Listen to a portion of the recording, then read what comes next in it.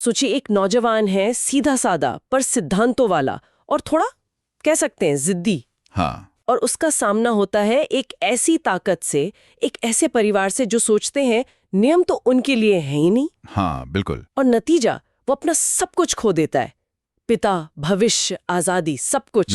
लेकिन फिर वो तय करता है कि नहीं, हार नहीं माननी, बल्कि उसी सिस्टम से टकराना है जिसने उसे कुचला। सही। आज हम इटावॉन क्लास की कहानी की गहराई में उतरेंगे।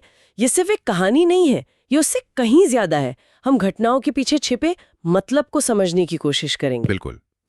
ये कहानी है पार्क सेरोई की। ऊपर से देखें तो शायद ये एक रिवेंज स्टोरी लगे। हाँ, बदला, पिता की मौत का बदला, जेल का बदला। और दुश्मन कौन? शक्तिशाली जांगा ग्रुप, उसको तबाह करने का इरादा। लेकिन अगर आप थोड़ा और गहराई में जाएं तो ये कहानी है दृढ़ता की, रेजिलियंस की। कैसे समाज के हाशिए पर पड़े लोगों के साथ मिलकर एक नई शुरुआत करने की। तो आज हम इसी सफर के जो अहम मोड़ हैं, कैरेक्टर्स की जो कॉम्प्लेक्सिटीज हैं और जो कहानी का असल मैसेज है, उस पर बात करेंगे। चलिए शुरू करते हैं। तो सबसे पहले बात करते हैं जहां से ये सब शुरू हुआ, सेरोई का पतन, द फॉल। ये बस एक बुरी घटना नहीं थी, है ना? नहीं, बिल्कुल नहीं। ये शायद उस पूरे सिस्टम का एक छोटा सा ट्रेलर था जिसका सामना उसे आगे करना था। शुरुआत होती है एक स्कूल के झगड़े से। बहुत ही आम सा लगता है पहले तो। सिरोई देखता है कि अन्याय हो रहा है, एक लड़के को तंग किया जा रहा है। और वो बीच में पड़ जाता है अपने नेचर के हिसाब से। हाँ, वो उसे रोकता है, एक बदमाश को सबक सिखाने की कोशिश करता है, लेकिन यहाँ आता है ट्विस्ट कि वो बदमाश कोई आम लड़का नहीं है। नहीं, वो है जेंगा ग्रुप के सीईओ जांग डेही का बेटा, जांग ग्यूनवोन। ओ, तो मतलब ये अब सिर्फ दो स्टूडेंट्स का झगड़ा नहीं रहा। बिल्कुल, ये बन गई सत्ता और सिद्धांत की पहली सीधी टक्कर, पावर वर्सेस प्रिंसिपल्स। और इसका नतीजा वो तो फौरन देखने को मिला। हाँ, स्कूल का प्रिंसिपल जाहिर है जांगडे ही के दबाव में वो सेरोई से कहता है माफी मांगो, और वो भी कैसे? घुटनों पर बैठकर, जो उसके लिए नामुमकिन था। बिल्कुल, यही उसका कैरेक्टर सामने आता है। वो झुकने को तैयार नहीं, चाहे जो कीमत चुकानी पड़े। और कीमत चुकानी पड़ी, स्कूल से निकाल दिया गया। हाँ, पर बात यहीं खत्म नहीं हुई। कहानी और डार्क होती जाती है। हाँ। उसी लड़के जांग ग्योनवॉन की लापरवाही से एक कार एक्सीडेंट होता है और उसमें सेरोई के पिता की मौत हो जाती है। ये तो बहुत ही भयानक था, मतलब एक व्यक्तिगत त्रासदी। और इसके पीछे भी वही सत्ता का अहंकार। जांगा ग्रुप क्या करता है? मामले को दबाने की कोशिश, हाँ, रफा दफा करने की। ये सेरोई के लिए बर्दाश्त से बाहर था, पिता की मौत और फिर ये अन्याय का खुला खेल। हाँ, वो गुस्से में, बेबसी में जांगिनवॉन पर हमला कर देता है, बुरी तरह से। और नतीजा? अटेम्प्ट टू मर्डर का चार्ज और जेल एक झटके में, मतलब उसका पूरा भविष्य अंधेरे में। ये समझना जरूरी है, जैसा आपने कहा, ये सिर्फ बदकिस्मती नहीं थी, ये पावर के मिसयूज का सीधा रिजल्ट था। सही का, उसका गिरना एक व्यक्ति के गलत फैसले से ज्यादा एक करप्ट सिस्टम का रिफ्लेक्शन था। और जेल के वो साल, वो सिर्फ सजा नहीं थे, वो एक तरह की भट्टी थे जहां उसका इरादा और पक्का हुआ। उसने सिर्फ बदला लेने की नहीं ठानी, बल्कि कुछ साबित करने की ठानी। हाँ, कि जांग डे ही का तरीका, वो जो क्रूर तरीका है, वही एकमात्र रास्ता नहीं है सक्सेस का। वो अपने पिता के सिखाए उसूलों पर चलकर जीतना चाहता था। कौन से उसूल? जैसे कड़ी मेहनत, ईमानदारी, लोगों की इज्जत करना, इन चीजों के साथ। और इसी इरादे के साथ कई साल जेल में बिताने के बाद वो बाहर आता है और सीधा पहुंचता है इटावॉन। इटावॉन ही क्यों? ये जगह भी तो कहानी में एक मायने रखती है ना? बिल्कुल।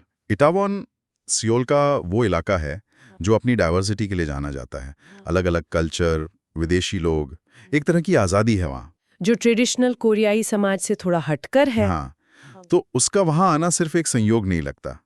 ये एक ऐसी जगह है जहाँ शायद उसके जैसे अलग या समाज के बनाए पैमानों पर फिट न होने वाले इंसान को थोड़ी स्पेस मिल सकती है।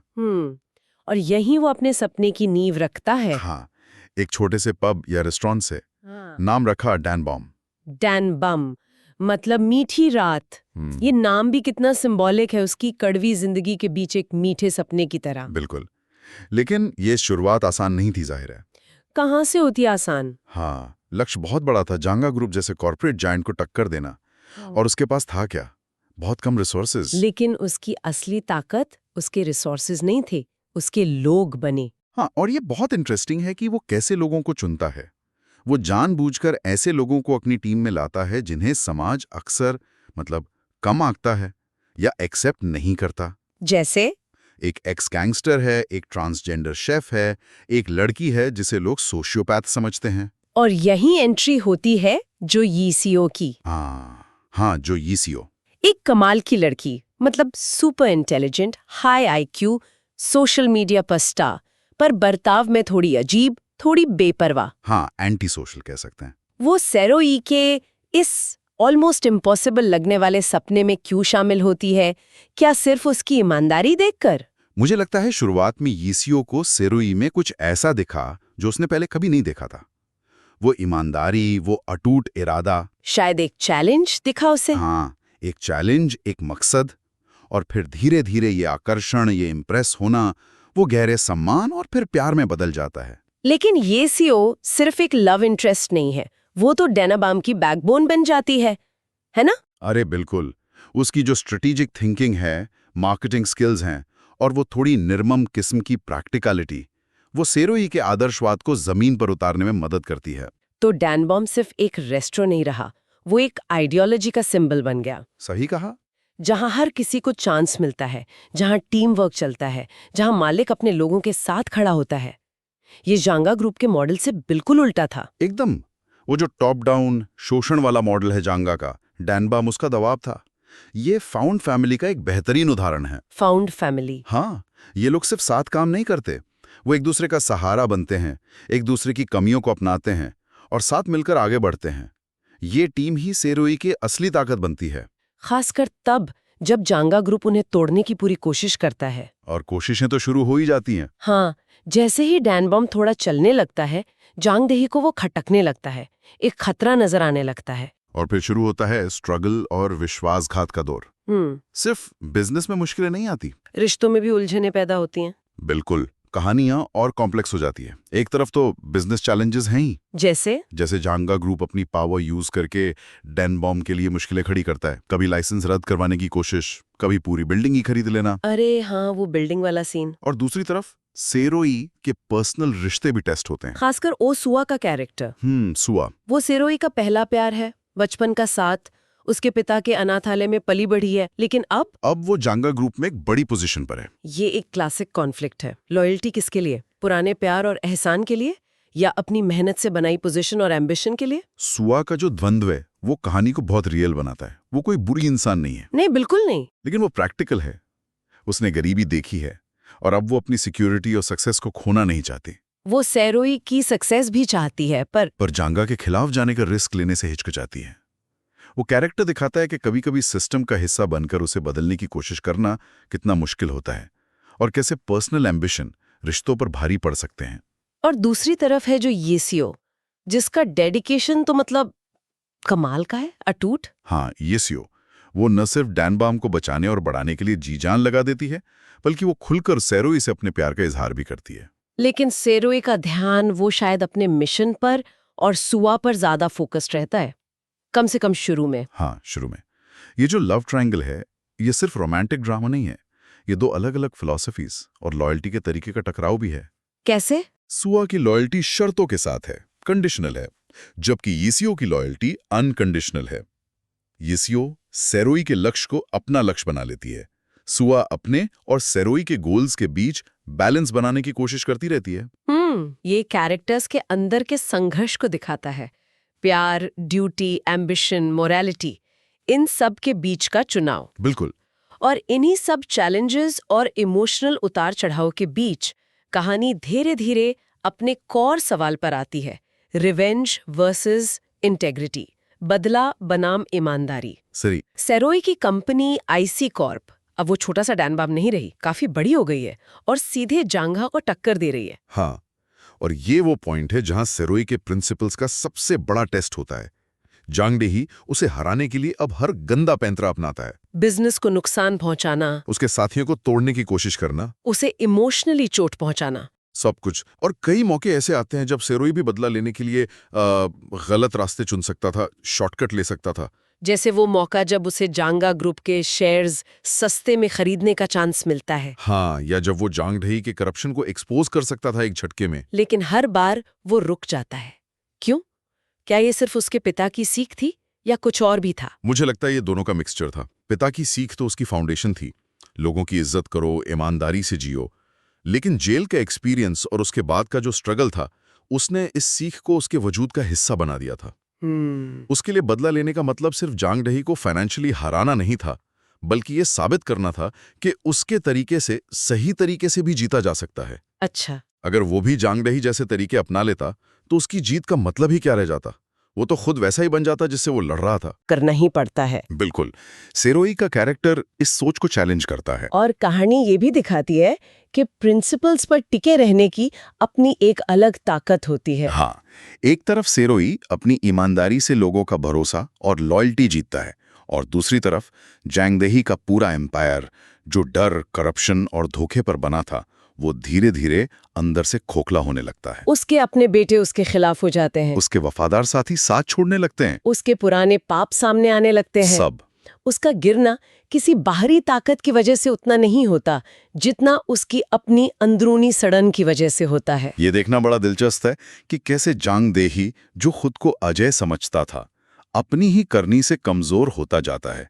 एक तरह से कर्मा जैसा लगता है। हाँ, कह सकते हैं। कहानी यही दिखाती है कि अनैतिक तरीकों से पाई गई ताकत कभी टिकाऊ नहीं होती। जांग डही ने पूरी जिंदगी सिर्फ पावर और प्रॉफिट के पीछे भागने में लगा दी, रिश्तों को, इंसानियत को रौंदते हुए। और अंत में उसके पास शायद पैसा बचता है, लेकिन इज्जत, प्यार, वफादारी, वो सब कुछ खो देता है। सेरोई की जीत सिर्फ फाइनेंशियल नहीं है, वो एक मॉरल विक्ट्री भी है। और फिर आता है कहानी का क्लाइमैक्स, वो आखिरी टकराव जिसका हम सब इंतजार कर रहे होते हैं। हाँ, सालों की मेहनत, त्याग, दृढ़ संकल्प, उसके बाद आखिरकार वो पल आता है जब सेरोई जांग डही को उसके घुटनों पर ले आता है, लिटरली। वो सीन बहुत सिंबॉलिक है। जांग डही, जिसने कभी सेरोई को अपने बेटे के सामने घुटने टेकने पर मजबूर करने की कोशिश की थी, आज खुद सेरोई की कंपनी को बचाने के लिए उसके सामने घुटने टेकने को मजबूर है। ये सिर्फ दो लोगों की हार जीत नहीं है, ये दो आइडियोलॉजीज की हार जीत है। ये साबित होता है कि पैसा और ताकत वो अंततः सिद्धांतों और दृढ़ता के सामने झुक सकते हैं। बिल्कुल। ये जीत सेरोई के सालों के संघर्ष का फल थी। उसने ना सिर्फ अपने दुश्मन को हराया, बल्कि ये उसने अपने तरीके से किया, अपने वैल्यू से समझौता किए बिना। हाँ, और कहानी यहाँ एक बहुत क्लियर मैसेज देती है।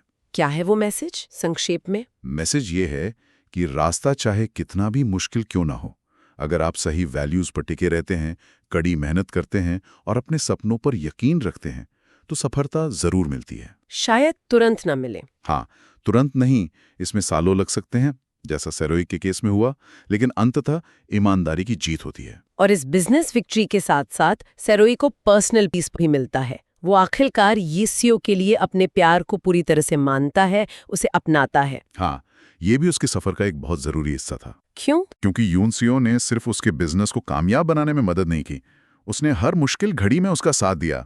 एक एंकल की तरह थी वो। तो अंत में सेरोई का उसे चुनना सिर्फ एक रोमांटिक फैसला नहीं है, ये इस बात को मानना भी है कि लाइफ में सक्सेस और खुशी के लिए सच्चा साथ और म्यूचुअल रिस्पेक्ट कितना जरूरी है। और फिर दोनों मिलकर आगे बढ़ते हैं। हाँ, आईसी कॉर्प को भी आगे बढ़ाते हैं और अपनी जिंदगी में भी एक खुशहाल भविष्य बनाते हैं।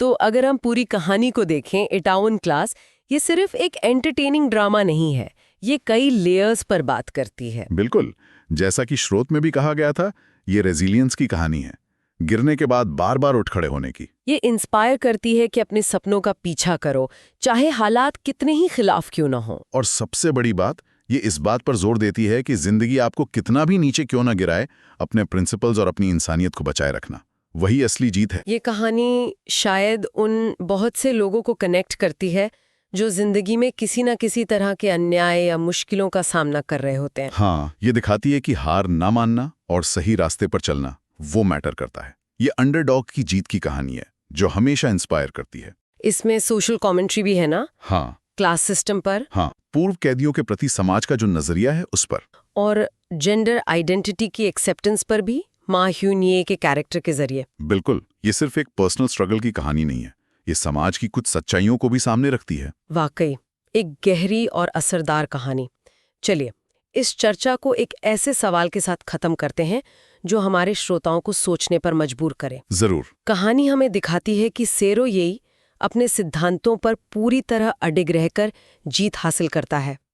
लेकिन क्या असल दुनिया में, जहां सत्ता और करप्शन का खेल शायद और भी ज्यादा कॉम्प्लेक्स होता है, क्या ये हमेशा मुमकिन है? अच्छा सवाल है। क्या पावरफुल और करप्ट ताकतों को हराने के लिए पूरी तरह से बेदाग रहना मुमकिन है, या फिर कहीं ना कहीं सिस्टम को बदलने के लिए थोड़े बहुत उसी के नियमों से खेलना, मतलब कॉम्प्रोमाइज करना जरूरी हो जाता है? ये वाकई एक मुश्किल सवाल है। सेरुई ने अपना रास्ता चुना और कामयाब हुआ, पर क्या उसका रास्ता हर किसी के लिए हर सिचुएशन में काम कर सकता है? इस पर सोचना कहानी के मैसेज को और भी रेलेवेंट बना देता है।